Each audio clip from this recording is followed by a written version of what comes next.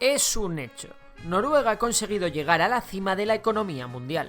El país escandinavo se encuentra en los primeros puestos de la lista mundial de la mayoría de indicadores económicos y de bienestar.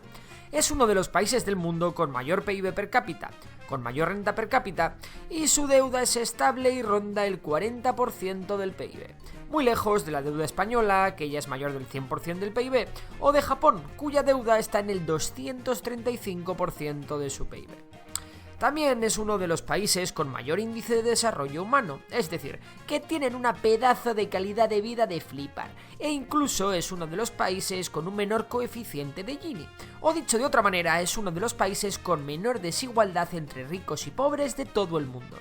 Por si esto fuera poco, Noruega es uno de los países donde es más fácil hacer negocios y prácticamente ha alcanzado el pleno empleo. Pero, ¿cómo ha llegado Noruega a esta situación? ¿Qué ha hecho su gobierno para poder dar tanto bienestar a su población? O mejor dicho, ¿qué no ha hecho? Pues venga, poneros cómodos que arrancamos. Igual algunos estáis pensando que Noruega ha hecho todo esto a base de liberalismo, de rebajar impuestos, flexibilizar despidos y de explotar a los trabajadores haciéndoles trabajar mucho, cobrando poco, ¿no? Pues nada más lejos de la realidad. Las condiciones laborales en Noruega son muy buenas y prácticamente nadie excede su horario estrictamente laboral. De hecho, la cantidad de noruegos que trabajan más de 50 horas semanales es de apenas el 3%, por el 11% que es la media de la OCDE. Pues bien, vamos a empezar con la historia de cómo Noruega se ha convertido en el modelo económico soñado por todos. En los años 60, es decir, hace nada, Noruega era un país con una economía, digamos, modesta, que prácticamente vivía de la pesca y poco más. El nivel de vida de sus ciudadanos se podía comparar perfectamente con la España de la época, que de aquellas también estaba comenzando a crecer, y su clase media empezaba a ser más y más numerosa. Sin embargo, su economía estaba lejos de las grandes potencias europeas como Reino Unido, Francia o Alemania. Sin embargo, en mayo de 1963, bingo, Noruega reclamó la soberanía de unas aguas situadas en el Mar del Norte.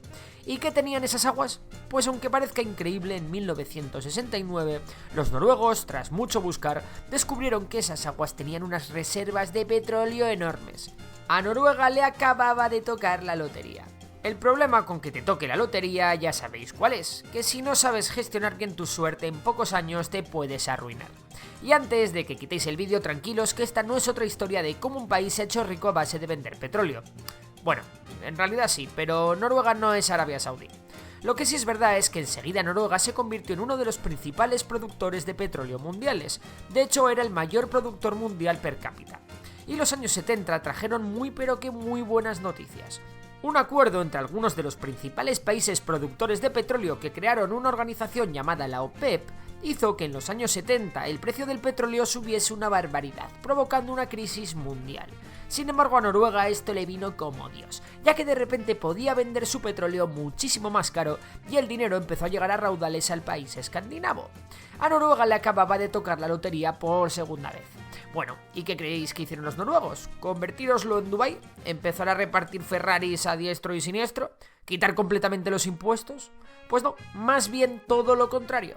A ver, os pongo en situación. Para empezar, toda o casi toda la producción de petróleo estaba en manos del gobierno, mediante una empresa pública llamada Statoil.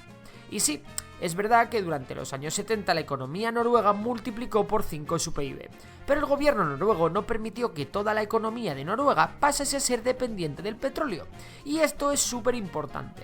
Imagínate que como el petróleo es lo que más dinero te da, haces que toda tu economía, es decir, que el 100% de tus recursos se centren en sacar petróleo, que es lo que te está haciendo rico. Eso tiene sentido, ¿no? Sí y no. Muchos países han obrado así. Sin embargo, el problema que tiene esto es que si el precio mundial del petróleo baja, o si se te acaba el petróleo, tu país, que depende exclusivamente de este, va a tener una crisis de proporciones bíblicas, ya que vender petróleo es lo único que sabes hacer. Y que puedes hacer también, claro. Así que Noruega no desmanteló su industria y contuvo la producción de petróleo mientras el resto de la economía seguía funcionando. De esta manera, con una red empresarial desarrollada, si bajaba el precio del petróleo o el petróleo se acababa, los noruegos podían subsistir. No obstante, a pesar de tener la producción de petróleo controlada sin desmadrarse, el gobierno noruego seguía recibiendo muchísimos beneficios del petróleo que vendía. Y claro, el gobierno se vio con una cantidad de dinero ingente, tanto que casi no sabían qué gastarlo. Sin embargo, en vez de construir rascacielos y quitarle los impuestos a sus ciudadanos, que por cierto son unos de los más altos del mundo, Noruega optó por crear una hucha, o mejor dicho, la madre de todas las huchas. Así que Noruega creó un fondo soberano, el mayor fondo soberano del mundo. Y si os preguntáis qué es esto de un fondo soberano, pues no es más que un fondo de inversión del gobierno en el que éste invierte en activos de todo el mundo, como en acciones de empresas, materias primas, divisas, bonos de deuda, inmuebles, lo que sea. El caso es que está diseñado como un fondo de pensiones, de forma que el dinero ahorrado en este fondo realmente pertenece al pueblo noruego. Y sí, aquí ya nos metemos en un tema más ideológico, y es que para el gobierno noruego las riquezas naturales del país pertenecen al pueblo noruego, de ahí que no privaticen la industria petrolífera, y de ahí la idea del fondo soberano. Parece increíble, ¿no?